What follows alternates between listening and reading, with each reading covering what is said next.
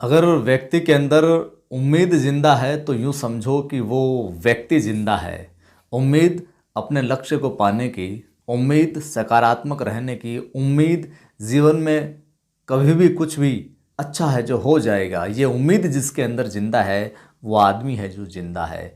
जीतने वालों को मेरा सलाम और जीतेगा वही जो विश्वास करेगा। नमस्कार, जय हिंद। स्वागत करता हूं आप तमाम साथियों का। मैं हूं आपका दोस्त कवि आदि गणेश। कविकुल सीरीज चल रही है। आज हम बात करेंगे रामानंद जी की। आज हम बात करेंगे रामानंद जी की।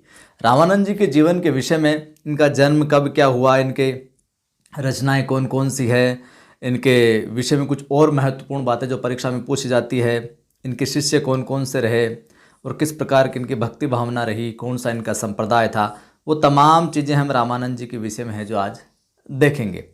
ये नेट के लिए, ग्रेड फर्स्ट के लिए, स्कूल जो ये कॉलेज व्याख्याता उनके लिए, सेकंड ग्रेड के लिए, DSSB, KVS, तमाम भर्ती परीक्षाओं के लिए ये सीरीज़ बहुत महत्वपूर्ण है। तो ज़्यादा से ज़्यादा आपको शेयर करना है। बात करते हैं रामानंद के विषय में। तो जन्म तिथि, रामानंद जी की जो जन्म तिथि है और इनका जो जन्म स्थान है, इसके विषय में विवाद अभी तक है जो बना हुआ है। अलग अलग विद्वान अलग अलग जन्म स्थान और जन्म तिथि है जो मानते हैं। प्रमुख रूप से जो मान्य विद्वान है और जो ज़्यादातर लोगों द्वारा मानी गई है, उन्हीं को हम यहाँ पर जिक्र करेंगे। तो जन्म तिथि विवादास्पद है तो वैसे भी परीक्षा में पूछ नहीं जाएगी, लेकिन ये किस काल से किस समय तक थे, ये जानकारी अपने लिए जरूरी है। तो देखिए, अंग्रेज एक लेखक, अंग्रेज विद्वान है फर्कुहर। इन्होंने क्या, इनका समय 1400 से 1470 ईस्वी माना है। फर्कुहर नाम के एक अंग्रेज लेखक है। इन्होंने रामानंद का समय, रामानंद जी का समय जो है 1400 से 1470 ईस्वी तक है जो माना है। वहीं जो अपने आचार्य रामचंद्र शुक्ल जी है, पॉज करके नोट करते रहिएगा अगर सीरीज नोट कर रहे हैं तो। रामचंद्र शुक्ल जो है ये कहते हैं कि इन्होंने जो इनका जो साहित्य इतिहास है, हिंदी साहित्य का इतिहास शुक्ल जी का, कि 15वीं शती के द्वितीय चरण यानी कि 1450 और 16वीं शती के प्रथम चरण के बीच यानी कि 1525, इस बीच इनका है जो टाइम पीरियड इन्होंने माना है, समय है जो माना है। वहीं एक अगस्त्य संहिता नाम से, अगस्त्य संहिता हो गई, और दूसरे जो सांप्रदायिक ग्रंथ है उनके अकॉर्डिंग रामानंद का जो जन्म है 1299 ईस्वी माना जाता है।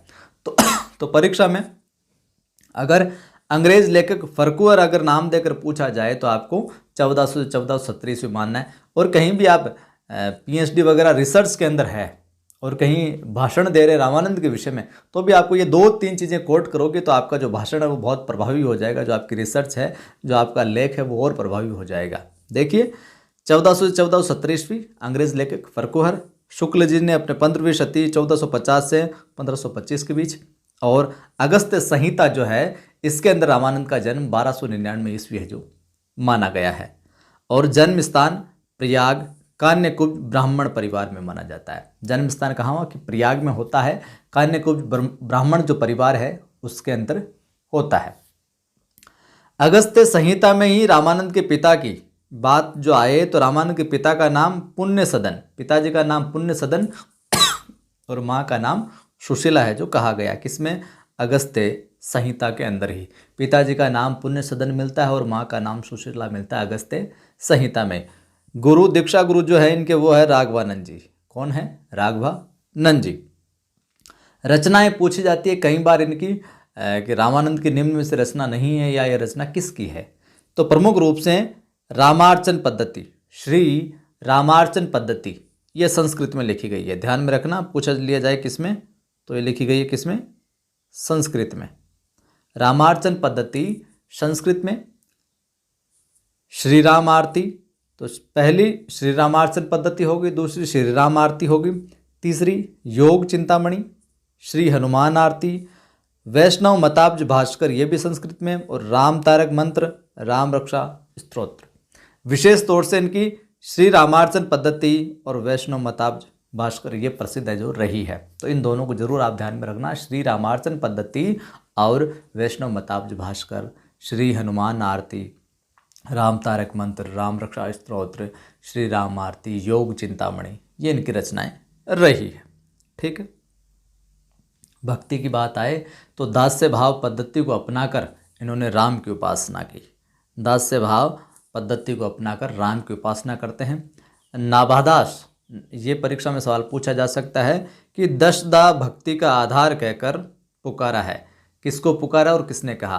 तो नाभादास ने किनको? रामानंद को।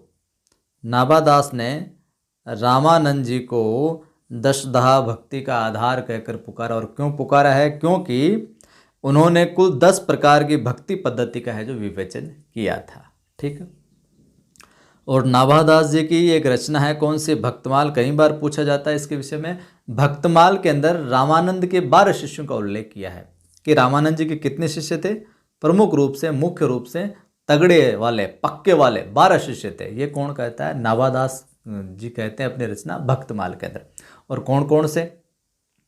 और देखिए इनकी जो भक्ति परंपरा है रामानंद के शिष्यों में अलग अलग जातियों के भक्त थे। ये नहीं किसी की जाति विशेष को इन्होंने टारगेट किया था, मतलब सभी जातियों का ये आदर करते थे, सम्मान करते थे। देखिए अनंतानंद, सुखानंद, अनंत सुख सुरसुरा भाव, अनंत सुख सुरसुरा भाव, ये इस तरीके से याद कर सकते हैं आप। अनंत सुख सुरसुरा भाव, सुरसुरानंद, भावानंद।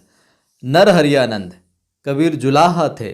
देखिए पीपा राजपूत थे, सेन दास नाई थे, धन्ना जाट थे, रैदास शर्मकार थे। सुरसुरी और पद्मावती ये इनकी 2 महिला शिष्य भी रही है। तो अनंतानंद, सुखानंद, सुरसुरानंद, भावानंद, नरहरियानंद, कबीर, पीपा, सेन, धन्ना, रैदास, सुरसुरी और पद्मावती, ये इनके शिष्य है जो देखने को मिलते हैं भक्तमाल में नाभादास जी के द्वारा बताए गए। इन्होंने रामावत संप्रदाय या फिर यूं कहें कि रामानंद संप्रदाय की जो स्थापना की। ठीक है। और इसी संप्रदाय के अंदर यहाँ पर कर्म कांड का महत्व यहाँ पर बहुत कम देखने को मिलता है। इस संप्रदाय के जो अनुयायी है वो अवधूत या तपसी भी कहलाते हैं। रामानंद संप्रदाय या वैरागी संप्रदाय भी इसे कहा गया है। ठीक है। अवधूत या तपसी कहलाते हैं इसके अनुयायी। रामानंद जी ने जो धार्मिक आंदोलन है इसमें जाति पाति का भेदभाव है जो नहीं था। जितने भी आंदोलन हुए जाति पाति का कोई चक्कर नहीं भैया, सब समान है। ठीक है। और आपको पता होगा कि जयपुर में, राजस्थान के अंदर जयपुर पड़ता है और जयपुर के निकट जो गलताजी स्थान है, गए होंगे कई लोग, गलताजी नामक स्थान पर रामानंद संप्रदाय की पीठ है जो स्थापित है। और इस पीठ की जो स्थापना वो किसने की थी? कृष्णदास पैहारी साहब ने की थी। कृष्णदास पैहारी साहब ने गलताजी के अंदर रामानंद संप्रदाय की जो पीठ है उसकी स्थापना की थी। प्रधान पीठ की बात आए रामानंद जी के विषय में, तो रामानंद संप्रदाय की जो प्रधान पीठ है या केंद्रीय पीठ जो है वो काशी स्थित श्रीमठ है। काशी स्थित श्रीमठ है। ठीक है।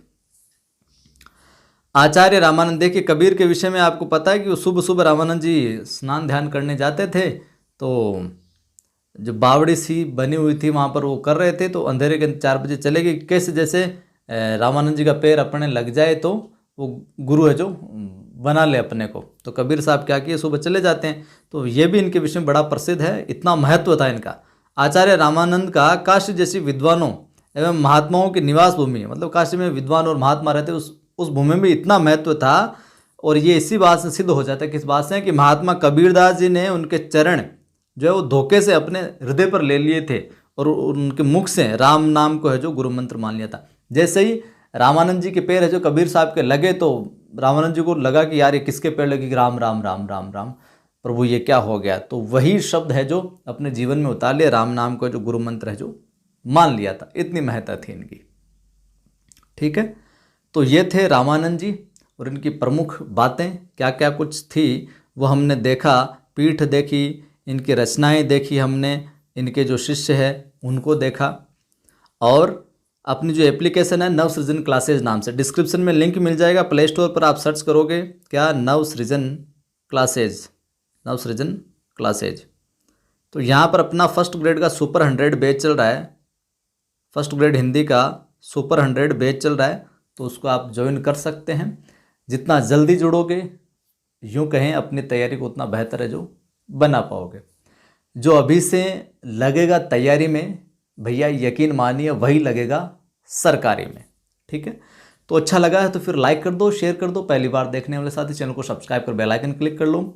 जुड़े रहें, जोड़ते रहें। जय हिंद, फिर मिलते हैं।